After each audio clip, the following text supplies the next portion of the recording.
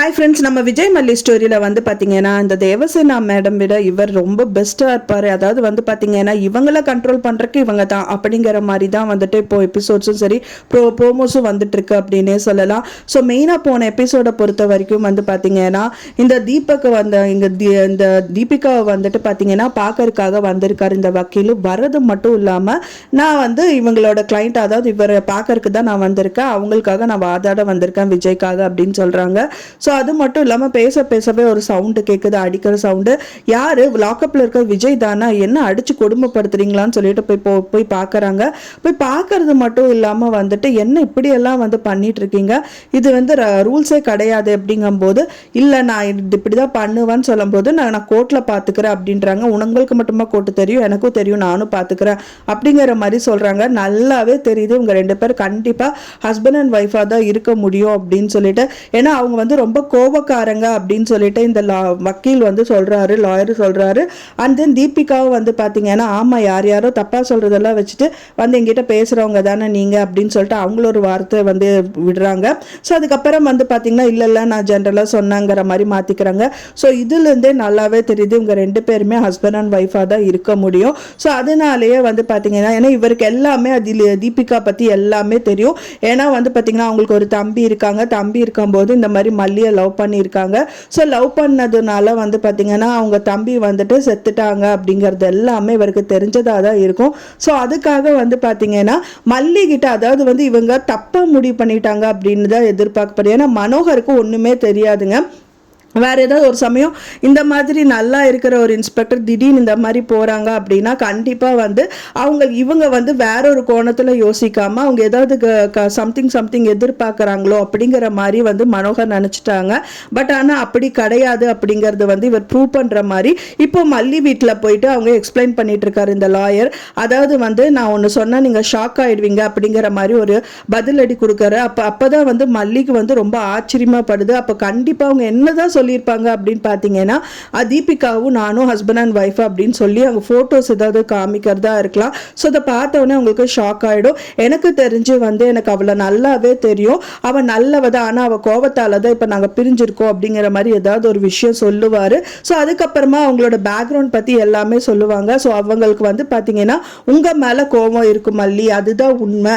இப்போ இவர் தெரியுமா உங்களுக்கு, அவங்களோட தம்பி தான் இவங்க. ஸோ அவங்க வந்து இறந்துட்டாங்க, தூக்கு மாட்டி இறந்துட்டாங்க அப்படின்னு மாதிரி ஏதாவது ஒரு விஷயம் சொல்லணும். அப்பதான் ஓ ஆமா அம்மா நம்ம ஊர்ல இருக்கும்போது இவங்க வந்து நம்ம லவ் பண்ணிட்டு இருந்தாங்கல்ல, ஆமா இவர் இறந்துட்டாரா எனக்கு தெரியாதே அப்படிங்கிற மாதிரி மல்லி சொல்லுவாங்க. ஸோ இந்த கோபத்தால தான் வந்து உங்களை பழி வாங்கணும்னு அவ இருக்காளா என்னவோ தெரியல மல்லி.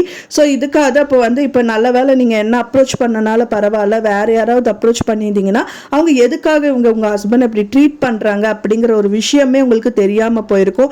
நல்ல வேலையா எனக்கு நீங்க என்ன வந்து அப்ரோச் பண்ணது நல்லதா போச்சு. ஸோ அதனால இதுதான் பிரச்சனையா இருக்கும். ஸோ அவங்க தம்பி இறந்ததுக்கு நீங்க தான் காரணம், இப்போ வரைக்கும் அவ கோவப்பட்டுட்டு இருக்கா. அவளுக்கு வந்து சொன்னாலும் புரிய வைக்க முடியாது. சரி ஓகே நான் எப்படியாவது அவளுக்கு சொல்லி புரிய வைக்கிறேன். அப்புறம் அவங்களோட சைடு தான் மல்லி சைடில் இருக்கிற விஷயத்தையும் அவங்க சொல்லுவாங்க. அவர் வேணா லவ் பண்ணாருங்க, பட் ஆனால் நான் லவ் பண்ணல. ஸோ இந்த மாதிரி ஆச்சு அப்படிங்கிற ஒரு விஷயமே எனக்கு தெரியாது அப்படிங்கும்போது ஸோ அவங்க வந்து நிதானமாக இந்த தீபிகா கிட்ட எப்படியாவது புரிய வச்சா மட்டும்தான் இப்போ விஜய் வந்து ஈஸியாக அங்கேருந்து, ஏன்னா இவங்க ரொம்ப நல்லவங்க தான், மனசளவில் ரொம்ப நல்ல பர்சன் தான் வந்து தீபிகா. பட் ஆனால் மல்லி மேலே இருக்கிற கோபத்தால் தான் வந்து பார்த்தீங்கன்னா விஜய் எப்படியாவது லாக்கப்பில் எடுத்துட்டு மல்லியை போட்டு சித்திரவதை பண்ணணும் அப்படின்னு ஒரு விஷயத்த வந்து பண்ணிட்டு இருக்காங்க. எப்படி தன்னோட தம்பி வந்து தூக்குமாட்டி இறந்தாங்களோ ஸோ அந்த ஜெயிலில் போட்டு அவங்களுக்கு வந்து பனிஷ்மெண்ட் வாங்கி கொடுத்து தூக்கு தண்டனை வாங்கி கொடுக்கணுங்கிற மாதிரி தான் அவங்க நினைப்பாங்கிற மாதிரி தான் எதிர்பார்க்கப்படுது. ஸோ அதிலிருந்து வந்து பார்த்தீங்க அப்படின்னா அவங்க ஹஸ்பண்ட், அதாவது தீபிகாவோட ஹஸ்பண்ட் வந்து மல்லியை காப்பாற்றுறதுக்கு நிறையவே பாசிபிலிட்டி இருக்கு. ஸோ அதுக்கு மத்தியில் இப்போ மனோகர் வந்து பார்த்தீங்கன்னா ஸோ சுமூகமாக இப்போவே வந்து பயங்கரமாக தான் அங்கே வெடிச்சிட்டு இருக்கு. இன்னி வந்து எண்ணெய் ஊற்றுற மாதிரி வந்து பார்த்தீங்கன்னா இந்த தீபிகா கிட்ட வந்து பார்த்தீங்கன்னா நீங்கள் ஏதாவது எதிர்பார்க்குறீங்களான்னு சொல்லிட்டு காசு விஷயமா பேச ஆரம்பிக்கிறாரு. அதை பார்த்தோன்னா பயங்கரமா டென்ஷன் ஆயிடுறாங்க தீபிகா. டென்ஷன் ஆகிறது மட்டும் இல்லாம மல்லிக்கு கால் பண்ணுங்க, கண்டிப்பா கால் பண்ணுங்க அப்படின்னு சொல்லிட்டு இருக்காங்க. ஸோ இந்த மாதிரி விஷயங்கள் எல்லாமே போயிட்டு இருக்கு. ஒரு பக்கம் வந்து பாத்தீங்க அப்படின்னா அந்த லாயர் வந்து மல்லி வீட்டில் வந்து பேசிட்டு இருக்கும் போது ஒரு ஐடியாவும் கொடுக்குறாங்க மல்லிக்கு. ஸோ நான் சொன்ன மாதிரி சொன்னீங்கன்னா விஜயை வந்து ஈஸியா ஜாமீன்ல எடுத்துடலாம் அப்படிங்கிற மாதிரி ஒரு ஐடியா கொடுக்குறாரு. ஸோ அவர் என்ன ஐடியா கொடுக்க போறாரு அப்படிங்கிற மாதிரி போயிட்டு இருக்கு. ஸோ இந்த விஷயம் தான் மனோகர் வந்து இந்த போலீஸ் இன்ஸ்பெக்டர் கிட்ட பேசிட்டு இருக்கிறது வந்து மல்லிக்கு தெரியாம ஒரு பக்கம் நடந்துட்டு இருக்கா, இல்ல இவங்களுக்கு வந்து தெரிஞ்சதுக்கு அப்புறமா இவங்க இந்த லாயர் வந்து மல்லி வீட்டில் வந்து பேசிட்டு இருக்காங்களாங்கிற மாதிரி எல்லாம் நிறைய கேள்விகள் வருது. ஸோ ஒரு பக்கமா மனோகர் பேசினால சரியா டென்ஷன் ஆகி மல்லிக்கு கால் பண்ண சொல்றாங்க இந்த இன்ஸ்பெக்டர். ஒரு பக்கமா இவங்களோட லாயர் வந்துட்டு இங்க வந்து பேசிட்டு இருக்காங்க. ஸோ என்னதான் சொல்ல போறாங்க, அது என்ன விஷயமா இருக்கும் அப்படிங்கிற மாதிரி எல்லாம் நிறைய எதிர்பார்ப்புகள் வருது.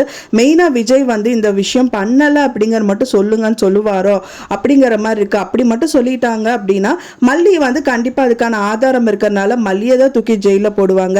ஸோ இதுக்கு என்னதான் சொல்யூஷன் அப்படின்னு தெரியல. ஸோ மல்லியும் ஜெயில போடாத மாதிரி ஏதாவது ஒரு விஷயம் இருக்குமா? ஸோ வெயிட் பண்ணி பார்க்கணும் ஃப்ரெண்ட்ஸ், என்னதான் இருக்கும் அப்படின்னு சொல்லிட்டு. ஸோ பட் ஆனால் சுமூகமாக முடியுங்கிற மாதிரி தான் தெரியுது. வெயிட் பண்ணி பார்க்கலாம் என்ன நடக்க போகுது அப்படின்னு சொல்லிட்டு. நான் சொன்ன இந்த தகவல் உங்களுக்கு பிடிச்சிருந்தா மறக்காம லைக் பண்ணுங்க, ஷேர் பண்ணுங்க, கமெண்ட் பண்ணுங்க, சப்ஸ்கிரைப் பண்ணுங்க. மேலும் இன்னொரு மல்லி சீரியல் அப்டேட்டோட நெக்ஸ்ட் மீட் பண்றேன். தேங்க்ஸ் ஃபார் வாட்சிங் மை டியர் ஃப்ரெண்ட்ஸ். நெக்ஸ்ட் வீடியோல பார்க்கலாம்.